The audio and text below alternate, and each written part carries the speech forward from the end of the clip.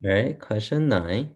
We have square root x minus a equal to x minus 4. If a equal to 2, was the solution set of the equation above? Okay, so they give us a equal to 2. So we can go ahead and plug in 2 for a. Okay, let's plug it in there. And we get that equal to x minus 4. Okay, so what we could do here is, since this is a multiple choice question, we could try out the answer choices, right? Plug in for the x value and then see which one work, right? And see they have to be equal on both sides. But let me show you, if we're gonna do it algebraically, this is what it looks like. Okay, what we can do is we can square both sides first. Okay, because on the left side we have a square root. So to cancel out square root, we can square the thing, and then the square root will cancel. Right, so but we do have to square both sides, and we had to put everything in on the right, had to put in the group and then square that. Okay, so on the left side, the square root cancels, we get x minus 2.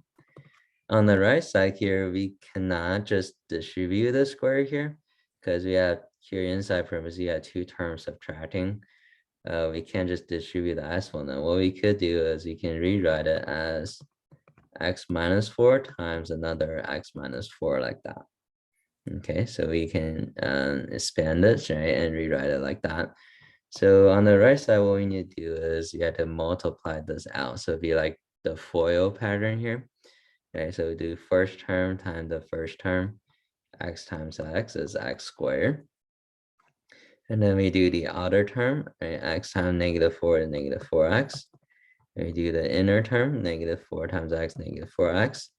And we do the last term times the last term, and -4 times -4 is positive 16. Okay. And then from here, we can come on like term and simplify things a little bit. X squared minus ax plus 16 on the right. And since we have a quadratic here, we have to move everything to the same side and set the equation equal to 0. So we can do minus x on both sides, and then plus 2 on both sides. That cancels, so we get 0 equal to x squared minus ax minus x is minus 9x plus 16 plus 2, that's plus 18.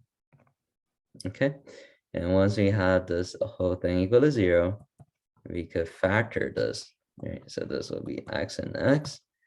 And then we're looking for two number multiplied to be positive 18, and they add together to be the middle number, which is -9. So that should be -3, -6. Okay, they multiply to be 18, add to be -9 in the middle. And once we have them factor, we can solve for x by setting each factor equal to 0.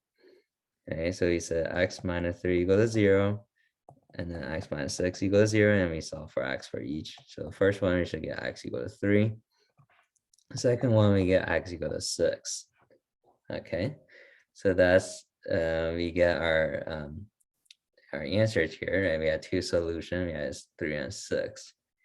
But before we select answer choice A and move on, we do have to plug it back in and double check, because in the very first step, we're squaring both sides. So whenever that happens, we could get a extraneous solution, right? If we plug it back in, it might not always work. So we plug in and try. So if you try 3, let's see what that will work, right? So if you square root of x is 3, it'll be 3 minus 2. On the right is 3 minus 4.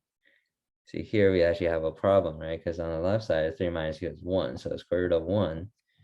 And then that on the right is 3 minus 4 is -1.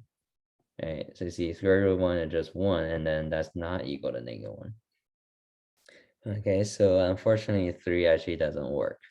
Okay, so 3 is extraneous. Okay, so I'm gonna eliminate everything with 3. And then 6 here, we plug it in, that should be good. We get square root of 6 minus 2, that's 4, right? And the right is 6 minus 4, so that will be square root of 4 equal to 2, which is 2 equal to 2, so that should be good. Okay, so we know 6 actually works, so D should be our answer. Okay, so this is tricky. We do have to plug it in and check for a stringent solution. So for a question like this, especially when we have like a square root sort of thing, I would recommend that we just plug in answer directly. Okay, so because we know where to plug it in and check eventually, right? So to save us time, we can just go with our answer choices and plug in and check right away. Okay, instead of going through all these math. Okay, of course, this only apply if we have multiple choice question. Okay, if we use algorithm, we do have to solve it out ourselves. Okay, but for this question, definitely plug it in right away and eliminate wrong answers. And so we should get D for number 9.